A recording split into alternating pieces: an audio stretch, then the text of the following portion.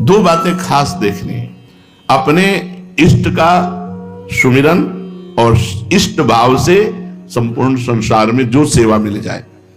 तै निज भजन कनक तन जोवन, लियो मनोहर मोल, राधा प्यारी तेरे नयन सनोल। तै निज भजन कनक तन जोवन, लियो मनोहर मोल। भक्ति का प्रधान विघ्न क्या है? ये भक्ति का सबसे बड़ा गुण कौन है?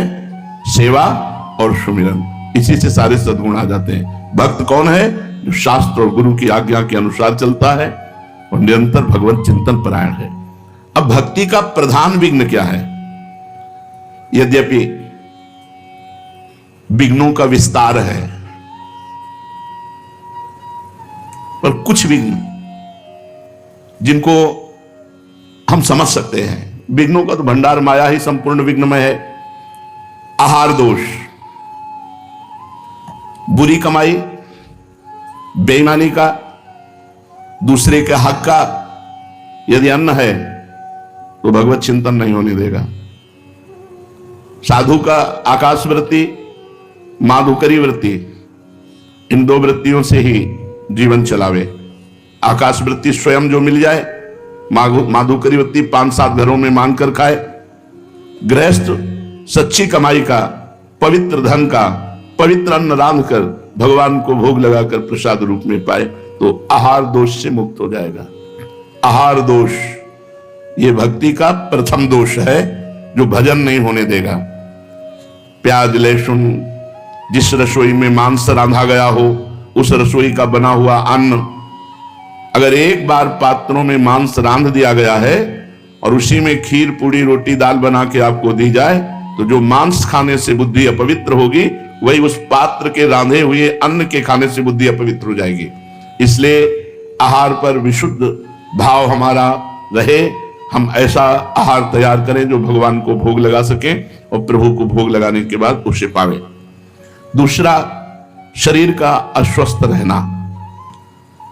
यदि हम व्यायाम नहीं करेंगे, कुछ देर आसनों पर नहीं बैठेंगे, प्राणवायु शुद्ध नहीं रखेंगे तो अन्न खा रहे हैं, हमारा शरीर दोषयुक्त हो जाएगा। गैस, ब्लड प्रेशर, शुगर, ये साधारण सी बीमारियां असाधारण रूप धारण कर लेंगी। आपसे सच्ची कहते हैं, यदि आप 1 घंटे पद्मासन और सिद्धासन में बैठने का अभ्यास करें और 20 मिनट प्राणायाम करें, कोई रोग नहीं होगा। ब्लड प्रेशर, शुगर, कुछ नहीं। ब्रह्मचर्य ठीक है, आसनों का थोड़ा अभ्यास है, क्योंकि आप लोग कोई गृहस्थ थोड़ी हो। जो गृहस्थ हैं वो भी 30 मिनट 40 मिनट का तो अभ्यास कर ही सकते हैं। वो केवल अपनी पत्नी से संतानोत्पत्ति के लिए सहवास करें, वो ब्रह्मचारी ही माने जाते हैं। जो एक पत्नी व्रत केवल संतानोत्पत्ति के लिए सहवास करता है। आसनों पर बैठने से संपूर्ण शरीर में जो रोग रोकने की क्षमता वो बढ़ती है। जैसे आप पद्मासन में हर नस नाड़ी आपकी एक्टिव हो जाएगी।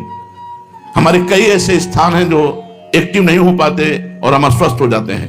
प्राणवायु के संशोधन के द्वारा मन एकाग्र, ब्रह्मचर्य पुष्ट, प्राणवायु सूक्ष्म, अखंड भगवत चिंतन। जवान शरीरों में 1 घंटा व्यायाम होना चाहिए, नाम जप करते हुए, दंड बैठक, 2-3 किलोमीटर दौड़ना, चलना फिरना, जो भी व्यायाम, आसन, प्राणायाम, ये साधु के जीवन। हमारे गुरुजी रसिक शिरोमणि हैं, तीनों बातें होती हैं। आप देखते हो भ्रमण करने जाते हैं, हमने देखा है एकांत में व्यायाम और प्राणायाम करते हुए। प्राणायाम, व्यायाम, क्योंकि शरीर स्वस्थ तो भगवत उत्साह बना रहता है। दोनों किडनी फेल हैं, समस्या ही समस्या है। पर यदि पूर्व से साधन पक्ष ना होता तो हम तुम्हारे सामने बोल नहीं सकते थे। लेकिन आज भी अपने टाइम से साधना में बैठते हैं, तब टाइम से उठते हैं। ज्यादा देर बैठने की क्षमता नहीं रहती तो सोफा का आश्रय ले लेते हैं, पीठ ऐसे लगी रहे। साधन पर शिथिलता मतलब मृत्यु। शरीर जमुआई आ रही है, ये रोग हो गया, वो। हर रोग को शासन में लेने के लिए आसन और प्राणायाम है। आप करके देख लो, हर रोग को शासन में। जब आपका कफ ठीक हो जाएगा और पित्त ठीक हो जाएगा और वायु ठीक हो जाएगी तो आपका शरीर फूल जैसा हो जाएगा, स्वस्थ हो जाएगा। बिगड़ता यही 3 है और तीनों को शासन में लेने के लिए पर्याप्त है आसन और प्राणायाम। कौन करता है? तो कितना आपके अंदर चिंतन चलता है, धुआंधार चिंतन चलता है। जिस समय आपकी प्राणवायु सूक्ष्म होगी, एक एक श्वास में 10-10 बार नाम, 20-20 नाम। अस्वस्थता शरीर में ना आने पाए। यावत स्वस्थमिदम कलेवरम यावच्च दूरे धरा। स्वस्थमिदम कलेवरम, इदम कलेवरम, ये शरीर यदि स्वस्थ है, बहुत बढ़िया भजन, भजनानंदी के लिए, नहीं भोगी पुरुष के लिए तो भोगों में उतर जाएगा। साधक को चाहिए, मान लो हमारी बात, व्यायाम जरूर करो, 20-30 मिनट ही व्यायाम करो और 10-20 मिनट प्राणायाम करो, जरूर करो। मान लो नाम राधा राधा रटते हुए प्राणवायु का संशोधन, आप तेजस्वी रहेंगे। साधु का चेहरा बुझा हुआ थोड़ी होता है। मुख प्रसन्न तन तेज विराजा, कीन्हे रामचंद्र कर काजा। भगवान के कार्य में स्थित है, इसलिए मुख में प्रसन्नता और तेज विराजमान होता है। साधु ढकी हुई राख में जैसे अग्नि, ऐसा होता है। अगर आप आसन, प्राणायाम, व्यायाम ये सब नहीं करते तो आप कुछ भी खाइए, आपका स्वप्न दोष होगा, आप गलत विचार वाले होंगे, आपके अंदर प्रमाद होगा। कुछ दिनों में शरीर गैस आदि रोगों से युक्त हो जाएगा। गैस बनती है, हमें ये पर गैस वैस। आसन में बैठो, हाँ 2 घंटे पद्मासन में बैठो, देखो अगर कपार से लेकर तुम्हारे नाखून तक पसीना ना जाए तो हमें बता देना। हर नस नाड़ी एक्टिव हो जाएगी। 2 घंटे, 20 मिनट बैठना तो मुश्किल है, बैठ के देखो। 40 मिनट में तो लहरें आने लगेंगी। बैठ के तो देखो। पूरे शरीर को स्वस्थ रखने के लिए हमारे यौगिक मार्गों में ऐसी व्यवस्थाएं हैं। और जब आसन प्राणायाम करे तो कम से कम 45 मिनट कुछ भी ना खाए पिए। अगर खाए पियोगे तो वायु बिगड़ जाएगी। आलस्य, गुरुजी ने 11 माला कहा है, आज 4 माला कर लेते हैं, कल 11 माला में और मिलाकर के पूरे कर लेंगे। कल आया परसों कर लेंगे, ऐसा आलस्य नहीं। जो नियम दिया गया है, जो पाठ दिया गया है, वो यथा समय, अगर आप गृहस्थ हैं, नियम पूर्वक समय में नहीं कर सकते तो जब समय मिले तब अपने नियमों का पालन करें। आलस्य न करें। आज की सेवा को, आज के जप को, आज के पाठ को कल के ऊपर न छोड़े।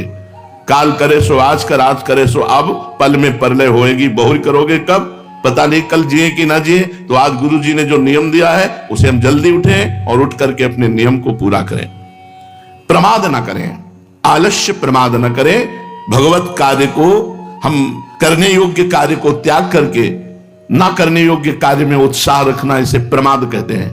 आलस्य आज के कार्य को कल के ऊपर छोड़ना, और प्रमाद ना करने योग्य कार्य करने का उत्साह रखना और करने योग्य कार्य को छोड़ देना, इसे प्रमाद कहते हैं। ये भक्ति के बड़े दोष हैं, प्रमाद नहीं होना चाहिए। पुरुषार्थहीनता, और आप लगे हो कायरता पूर्वक प्रपंच में, हो जाएगा लाडली जी की कृपा से। नहीं, आप प्रयत्न पूर्वक भजन कीजिए, फिर लाडली जी की कृपा से सब हो जाएगा। मन, क्रम, वचन, छाणी चतुराई, भजत कृपा कर है रघुराई। ये शरणागति आश्रय नहीं है। जैसे एक ने प्रश्न किया एकांतिक में कि हमसे भजन तो होता नहीं, पर हमें भरोसा है लाडली जो हमें निकुंज पहुंचा देंगे। हमका बिल्कुल गलत, बिल्कुल गलत। भरोसे पे मत रहना। भरोसा तब दृढ़ माना जाएगा जब आपके आचरण पवित्र और नाम सुमिरन चल रहा है। आपका सुमिरन नाम पवित्र है, परम पवित्र भगवत भजन न करो, मनमानी आचरण करो और तुम निकुंज आओ, वैकुंठ से विमान तुम्हारे लिए आ जाएगा। तो भगवान सबके दुश्मन है क्या? भगवान सबसे वैर किए हुए हैं क्या? सब मम प्रिय सब मम उपजाए। सब भगवान के प्यारे हैं, लेकिन जो भगवान को प्यार करता है उसी के लिए विमान आता है, वही वैकुंठ जाता है, वही गोलोक जाता है, वही साकेत जाता है, वही निकुंज जाता है। भजन के बिना तुम्हारे भरोसे को हम नहीं मानते, भरोसा हो ही नहीं सकता। जिसका भरोसा और आश्रय होता है उसकी स्मृति हर समय होती है। ये प्रमाद कोई न कर ले। भजन छोड़ करके और हम बैठे हैं, हमारा काम हो जाएगा, बिल्कुल प्रमाद स्थिति है, दुर्गति होगी। हर समय नाम जप, भजन और फिर भरोसा, भगवान का भरोसा। जे सब भांति तुम्हार भरोसा, संपूर्ण रूप से आश्रित प्रियाजू के, और जिनके आश्रित उनका भजन।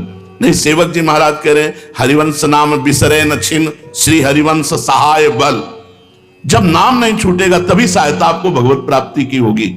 तभी आपको थोड़ा बड़ा जो हमें कमी हो रही, जो दुर्गुण है, दुराचार है, उनको क्षमा करके भगवान आगे। अब ऐसे प्रमाद स्थिति में टीवी देख रहे हैं, मोबाइल देख रहे हैं, खूब मनमानी आचरण कर रहे हैं संसार के, और बोले प्रियाजू के भरोसा से हो जाएगा। भरोसा ही नहीं है ना। प्रियाजू के भरोसे वाला संसार का चिंतन करेगा, गलत चेष्टाएं करेगा, मनमानी आचरण करेगा। नहीं, ये भरोसे वाला नहीं है, तो वो बहुत चतुर शिरोमणि भी है। अगर हमारी प्रियाजू भोली भी है तो नागरता की राज किशोरी, अति नागरी वृषभान कृष्ण। आवत सी वृषभानु दुलारी, रूप राशि अति चतुर शिरोमणि, अति चतुर शिरोमणि।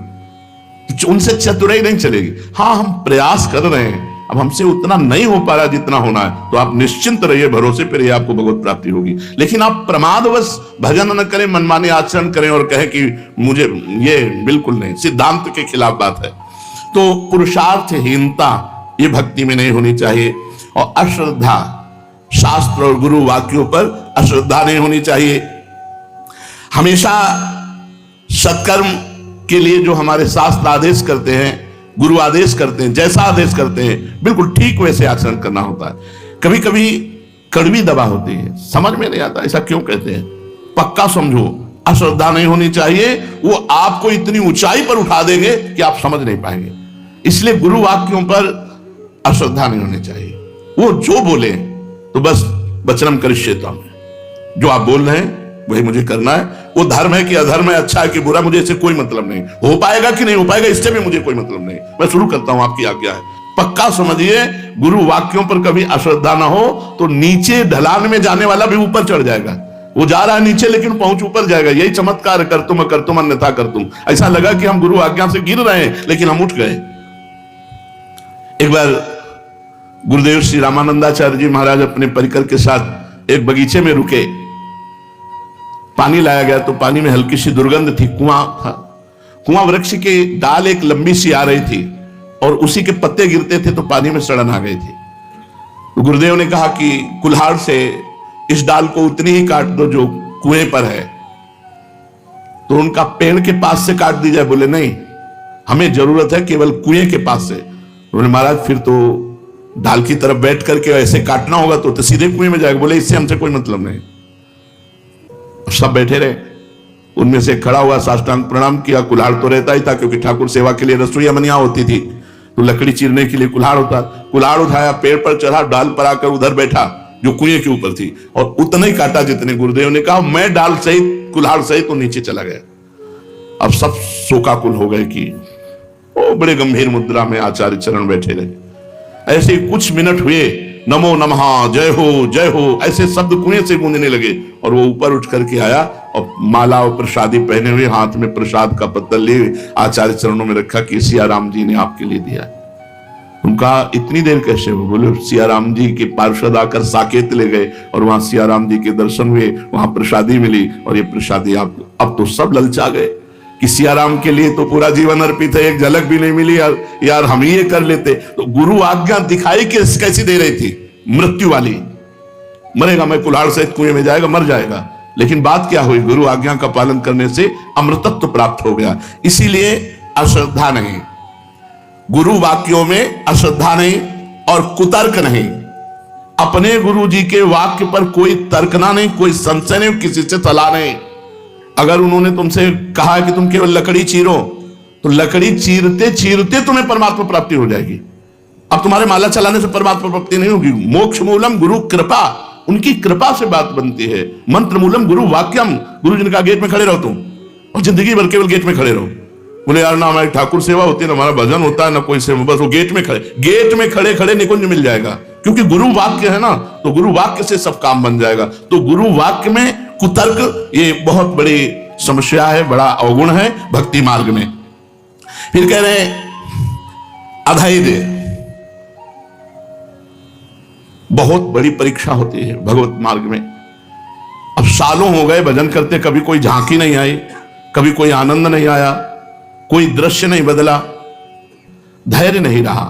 और हम उपासना बदल दी, धैर्य नहीं रहा, हम गुरु वचनों का उल्लंघन कर दिया। धैर्य पूर्वक, यार वही काम आ रहा है, पूरा जीवन हो गया भजन करते, वही काम, वही क्रोध। पता नहीं भगवत मार्ग में दूर भी होते कि नहीं होते। धैर्य, यम ही न व्यथ्यन्ते, जो व्यथित नहीं होता। पुरुषम पुरुषर्षभ, हे पुरुषों में श्रेष्ठ अर्जुन, जो मन के द्वारा, इंद्रियों के द्वारा, प्रकृति के द्वारा दी हुई व्यथा से व्यथित नहीं होता। सुख दुखम, जो सुख दुख में समान भाव, वो अव्यय परम पद को प्राप्त होता है। इसलिए धैर्यवान बनो। अधैर्य भक्ति का अवगुण है। अधैर्य नहीं, बहुत धैर्य रखना चाहिए। और गुरुजन परीक्षा धैर्य की लेते हैं। सेवा में लगा दिया और सालों देखा नहीं, और रोज उनको चेक कर रहे हैं कि अब क्या है। सालों बात नहीं की, सालों मिले नहीं, सालों उत्साहवर्धन नहीं किया, और वो अपनी उसी सेवा में ज्यों का त्यों लगा रहा, धैर्य पूर्वक तो गले लगा लिया, हृदय से लगा लिया। धैर्य पूर्वक अपने नाम जप में, अपने भजन में, अपनी सेवा में अधैर्य नहीं होना चाहिए कि यार कुछ लाभ तो दिखाई नहीं दे रहा, हमारे अंदर वही विकार है, आते रहेंगे, चिंता मत करो। वो भी भागवतिक हैं, कोई संसारिक नहीं है। काम क्रोध लोभ ये सब भागवतिक हैं, भगवान के ही हैं सब। देखो काम भगवान श्री कृष्ण के पुत्र के रूप में, प्रद्युम्न जी के रूप में ये सब भागवतिक है। जिस दिन भगवान की कृपा को होगी एकदम सब शांत हो जाएगा। हमको चिंता नहीं करनी, हमको धैर्य रखना है। और अनिश्चय, हमें किसी भी बात के निश्चय को नहीं तोड़ना चाहिए। जैसे हमने निश्चय किया कि आज से हम एक बार खाएंगे, हमने निश्चय किया अब हम ये करेंगे, हमने फिसल गए, बार बार फिसल गए, बार बार अनिश्चय। ऐसा नहीं होना चाहिए। जो एक बार निश्चय करो, हम तो कहते हैं कि तुम करो ही मत निश्चय, जो आज्ञा हो उसके अनुसार चलो, पर यदि निश्चय करो तो फिर उसको टालो मत। जो प्रण लो, जो प्रतिज्ञा करो, जो निश्चय करो, उस पर चलो। कईयों को देखा है कि निश्चय करते हैं और फिसल जाते हैं, तो चल नहीं पाते हैं। तो ये भक्ति में दोष है। एक तो निश्चय करो ही मती, जो गुरु आज्ञा उसके अनुसार चलो, सहज ढंग से चलो। यदि निश्चय कर लिया कि बोले हम तो निश्चय कर लिया है कि अभी एक टाइम ही पाएंगे, और दबा के दोनों टाइम चल रहा है, तो फिर तुम्हारा निश्चय कैसा? हम ये करेंगे, हम ये करेंगे, हम ये करेंगे। अच्छा है, प्रयत्नशील रहो, लेकिन जो निश्चय करो उसे पक्का करो। संशय ना भगवान में, ना अपनी साधना में। असंयम, जो आप नियम से चल रहे हैं उसमें व्यवधान नहीं होना चाहिए, असंयम नहीं आना चाहिए। असहिष्णुता, थोड़ी सी बात में प्रत्युत्तर में दुखी हो जाना, जरा सा बात बोला नाक पे गुस्सा, सहनशीलता ना होना, ये भक्ति का बहुत बड़ा दोष है। और अपवित्र रहना, झूठे मुंह रहना, लघु शंका संभाल के करो, वस्त्रों में न गिरने पावे। और मूत्रेंद्री को जल से प्रक्षालन करो, फिर हाथ धो, फिर 3 बार आचमन करो, पवित्र रहो। शौचालय में जाओ, वही वस्त्र पहन के जाओ जिसको प्रक्षालित धो सकते हो, जितना धो सकते हो उतने वस्त्र पहनो। व्यवस्था है शौचालय की।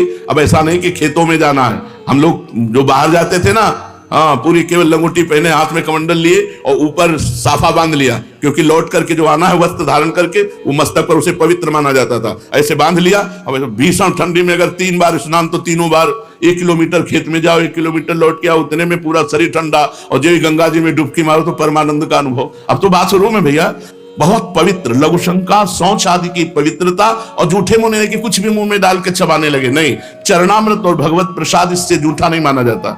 चरणामृत पी लिया तो आचमन की जरूरत नहीं, भगवान के प्रसाद का किनका ले लिया तो आचमन की जरूरत नहीं, मंत्र जप सकते हो। हर समय पवित्र रहना चाहिए। अपवित्रता भक्ति का दोष है। और प्रसिद्धि, पुजवाने की इच्छा, लोग हमें जाने, हमारा सम्मान करें, ये भक्ति का बहुत बड़ा दोष है। सम्मानम कलयाति घोर गरलम नीचापमानम सुधा, श्री राधा मुरली धरो बच सके वृंदावन मात्यज। ए भाई, सम्मान को घोर विष समझो, नीच पुरुषों द्वारा किए हुए अपमान को अमृत समझो, और श्री राधा माधव का निरंतर भजन करते हुए वृंदावन धाम का वास स्वीकार करो।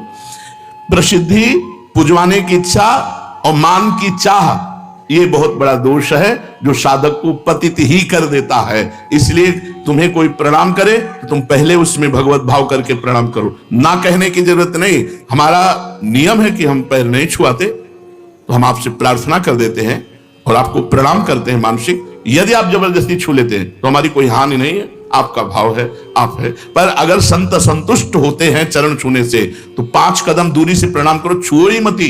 कुछ नहीं, भजन से होगा, भजन से। संत समागम का जो लाभ है उनके वचनों के अनुसार चलने का है।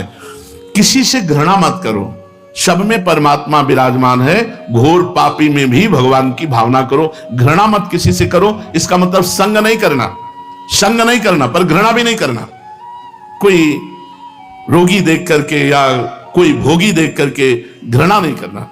घृणा शब्द साधु के हृदय में नहीं होती, भक्त के हृदय में नहीं होती। ये क्रूरा अपिपापिनो न च सताम संभास्य दृश्यास्ते सर्वान वस्तुतया निरीक्ष। सब में अपने प्रभु को देखो, किसी से घृणा मत करो, द्वेष किसी से मत करो। निर्दयता हृदय में नहीं होनी चाहिए, दुराग्रह नहीं होनी चाहिए, मैं ऐसा करूंगा ही नहीं। जैसी भगवान की इच्छा, जोई जोई प्यारो करे सोई मोई भावे। चंचलता नहीं होनी चाहिए। चल रहे हैं तो इधर उधर बैठे हैं तो दांत में कपड़ा चबा रहे हैं या तिनका चबा रहे हैं या बात कर रहे हैं, मतलब रास्ते में चल रहे हैं हंसी मजाक नहीं, गंभीरता होनी चाहिए। साधक में जहां बैठा है शांत बैठा है, भगवत चिंतन पर चल रहा है, गंभीर, चलते हुए बातचीत नहीं। बातचीत करना, खड़े हो गए, बातचीत की, हंसी मजाक नहीं। नारायण हरिभजन में पांचों सुहाग, विषय भोग निद्रा, हंसी जगत प्रीति बहुबात।